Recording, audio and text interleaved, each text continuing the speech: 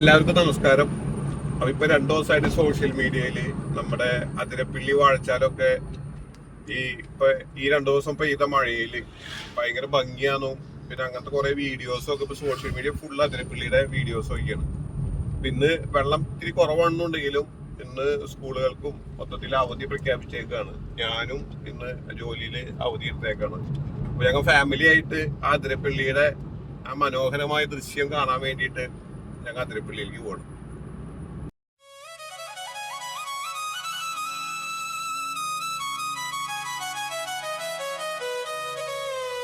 അപ്പൊ അങ്ങനെ ഞങ്ങൾ അതിരപ്പള്ളിയിലെത്തി. അതിരപ്പള്ളിയില് നമ്മ പ്രതീക്ഷിച്ചതിലും കൂടുതൽ ആൾക്കാർ വന്നിട്ടുണ്ട്.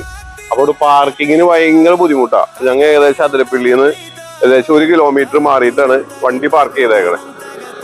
അപ്പൊ ഈ കാണുന്നുണ്ടോ, ഇവിടുന്നോട്ട് അതിരപ്പള്ളിയിലേക്ക് നമ്മൾ വെള്ളച്ചാട്ടം കാണാൻ പോകുന്ന ആ സ്ഥലം വരെ വണ്ടികൾ ഫുള്ളായിട്ട് ഇങ്ങനെ നിരനിരയായിട്ട് ഇട്ടേക്കാണ്. ഓക്കെ, അപ്പൊ നമുക്ക് ഇനി അതിരപ്പള്ളിയുടെ വെള്ളച്ചാട്ടം കാണാനായിട്ട് നമുക്ക് അതിൻ്റെ ഉള്ളിലേക്ക് പോവാം.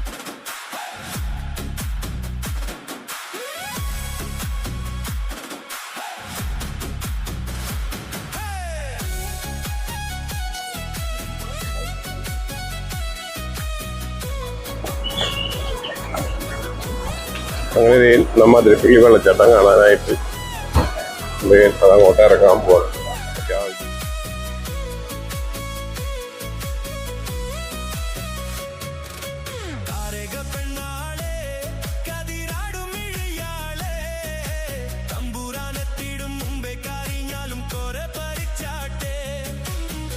അത്യാവശ്യം നല്ല തിരക്കുണ്ട്. ഇന്ന് സ്കൂളും കൂടി അവധിയാണ്. അപ്പൊ അതിന്റെ തിരക്കൂടെ കാണാനുണ്ട്. അന്ന് വെള്ളം തീരെ കുറവൊന്നുമില്ല.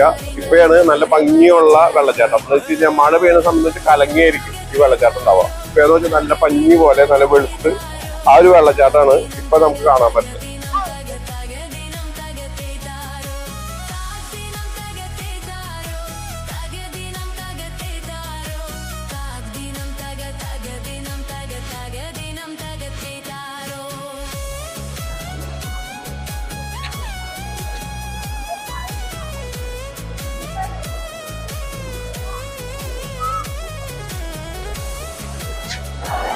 അപ്പൊ ഞങ്ങൾ വെള്ളച്ചാട്ടത്തിന്റെ അടിഭാഗത്ത് കണ്ടില്ലേ, മഴ പെയ്യണോണം, നമുക്ക് മഞ്ഞ് പെയ്യണോണം, അതിമനോഹരം. ഇവിടെ എല്ലാവരും വന്നു കഴിഞ്ഞാൽ നനഞ്ഞു കുളിക്കും.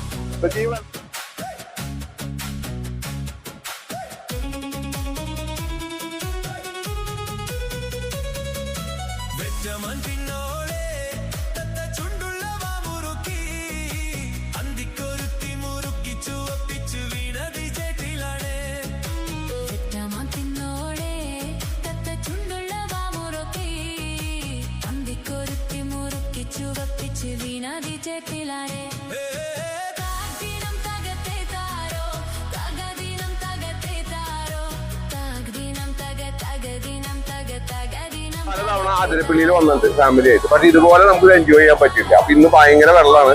അപ്പൊ നമുക്ക് വെള്ളം ചാടുന്നതിന്റെ താഴ്വാരത്തേക്ക് നമുക്ക് പോകാൻ പറ്റും. കണ്ടില്ലേ, നനഞ്ഞു കുളിച്ച് അവിടെ ഭയങ്കര ഒരു പ്രത്യേക ഒരു വൈബാണ്. ഓക്കെ, അപ്പൊ ഞാൻ ആ വിശേഷങ്ങളാണ് ഇതിൽ മെയിൻ ഹൈലൈറ്റ് ചെയ്യുന്നത്.